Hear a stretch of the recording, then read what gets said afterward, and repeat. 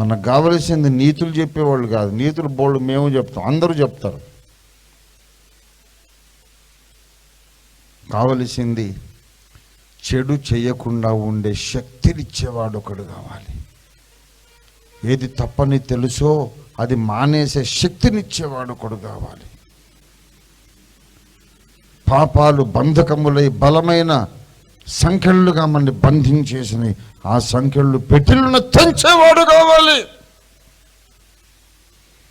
ప్రతి మానవుడి మీద ఉన్న పాపపు సంఖ్యలు పెళ్ళును తెంచివేయడానికి సర్వశక్తి గల దేవుడెత్తిన ఏకైక మనుజావతారం నజరేయుడని యేసు. దేవుడి స్తోత్రం కలుగును గాక. అందరూ నీతులు చెబుతారు, యేసయ్య మాత్రం ఆ సంఖ్యలు తెంచి పారేస్తాడు. దేవుడి స్తోత్రం కలుగును గాక.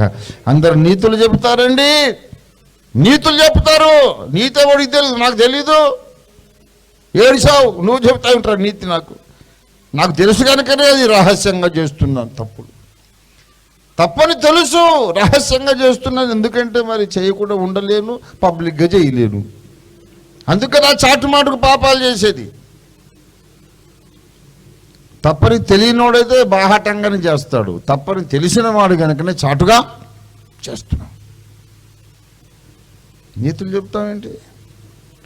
నువ్వు నిజంగా దేవుడివి అయితే చేయకుండా ఉండే శక్తిని నాకు దయచేయి అని అడిగితే, ఎన్ని కోట్ల దేవతలు ఉన్న ఎవడు ఆ శక్తిని ఇవ్వడు. కానీ కోట్ల మంది త్రాగుబోతులను, వ్యభిచారులను, కిరాయి హంతకులను మార్చి సమాజ సేవకులుగా చేసిన ఏకైక దైవావతారుడు, మరియమ్మ కొడుకు, కన్యకుమారుడు, దేవకుమారుడు, యేసుక్రీస్తు నాథుడు నజరేయుడు. దేవుడికి స్తోత్రం కలిగిన గాక. హల్లెలూయా. ఎప్పుడైతే యేసునాథుడు తన కృప చేత తాను సిలువలో జరిగించిన యజ్ఞములో ఉన్నటువంటి ప్రభావము చేత మానవుడి పాప బంధకాలు పెళ్ళుమని తెంచి పారేస్తాడో, ఎప్పుడైతే చెయ్యగోరని కీడును మానివేసే శక్తిని ఎప్పుడైతే యేసయ్యిస్తాడో, చెయ్యగోరుచున్న మేలును చేయగలిగే శక్తి ఎప్పుడైతే యేసయ్యిస్తాడో, అప్పుడు వీడు నరకములో పడే ప్రమాదం నుంచి తప్పించుకుంటాడు. అదే రక్షణ భాగ్యము. దేవుని స్తోత్రం కలుగును గాక. Hallelujah. That is what we mean by salvation. రక్షణ అంటే అర్థం అది. నువ్వు రక్షణ పొందాలి అని బైబిల్ చెబుతుంది. పాపులను రక్షించుటకు యేసుక్రీస్తు ఈ లోకానికి వచ్చాడు. నశించిన దాని వెదకి రక్షించుటకు యేసుక్రీస్తు ఈ లోకానికి వచ్చాడు. రక్షించుట అంటే ఏమిటి? రక్షించుట నరకాగ్ని గుండము నుండి మనుషులను రక్షించుట. ఈ కాన్సెప్ట్ ఏ మతానికి లేదండి, ఇది వాస్తవం. అందరూ గాలి కబుర్లు చెప్తారు. తప్పులు చేయకురా, మళ్ళా నువ్వు నీచ జన్మెత్తాలి. సరే, సొల్లు సోది తప్ప ఏం లేదు.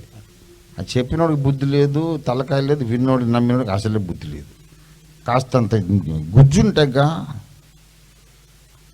లోపల కళ్ళు గుడ్డి అయిపోయినాయి. ఎవడికి బుర్ర పని చేయదు.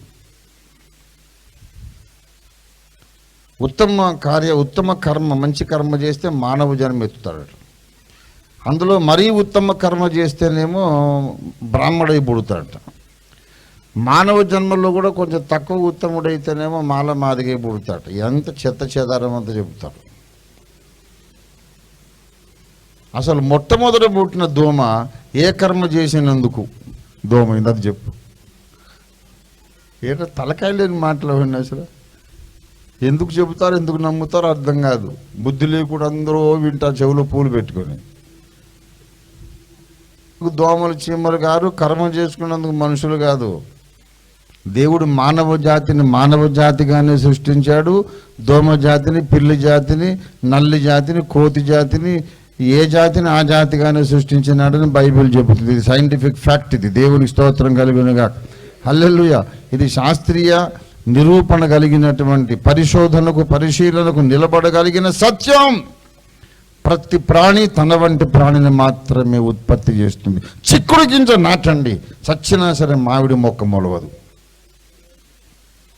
చిక్కుడు గింజ నాటేసి రోజు దాని దగ్గర పోయి please please please please please నేను పొరపాటున మామిడి పిక్క నాటబోయి నిన్ను నాటాను, నాకు మామిడి చెట్టు కావాలి ప్లీజ్ ప్లీజ్, మామిడి మొక్క రావాలి అంటే నువ్వు పెట్టిన చిక్కుడు గింజ మామిడి మొక్క వస్తుందా? విత్తనం మీద అదే చెట్టు వస్తుంది. జన్మకు, పిండధారణకు, అండ ఫలదీకరణకు కారణమైన జంతువులు, ప్రాణులు, పక్షి, ఎవడైనా సరే అది ఏ స్పీసీసో అలాంటి ప్రాణి మళ్ళీ పుడుతుంది తప్ప కొత్తది పుట్టదు. కోతికి మనుషులు పుట్టర్రా, వెధవల్లారా. కోతికి కోతే పుడుతుంది, మనిషికి మనిషి పుడతాడు. దేవుని స్తోత్రం కలుగునుగా. హల్లెలూయా.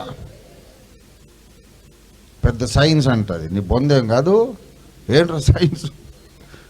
సైన్స్ కాదు అది. కోతి పోయి మనిషి పుట్టడం నిజమైతే మనిషి పోయి ఇంకోటి తయారై ఉండాలి ఈ పాటికి. మనిషి పోయి ఇంకోటి ఎందుకు కాలేదు? కోతికి మనిషి పోయి ఇంకోటి ఎందుకు కాలేదు? అది పచ్చబద్ధం. దేవుడు మనుషులనే తయారు చేశాడు, వాళ్ళు ఆకారానికి మనుషులుగా మిగిలిపోయారు, గుణమును బట్టి సకల జంతువులుగా తయారయ్యారు. ఆకారాన్ని